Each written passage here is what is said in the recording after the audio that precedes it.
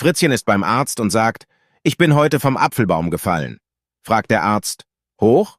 Antwortet Fritzchen, nein, runter natürlich.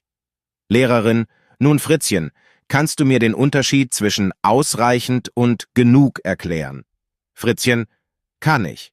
Ausreichend ist, wenn Mutti mir Schokolade gibt. Genug ist, wenn ich mir selber welche nehme. Lehrerin, tut mir leid, Fritzchen, aber mehr als eine 5 kann ich dir in Französisch nicht geben. Fritzchen, gratias. Lehrerin, Fritzchen, nenne mir ein paar Tiere. Fritzchen fängt an aufzuzählen. Pferdchen, Eselchen, Schweinchen. Unterbricht ihn die Lehrerin. Fritzchen, lass doch bitte das Chen am Ende weg. Fritzchen, okay. Eichhörn, Kanin, Fred. Wer hat für dich die Hausaufgabe gelöst? Fragt der Lehrer streng.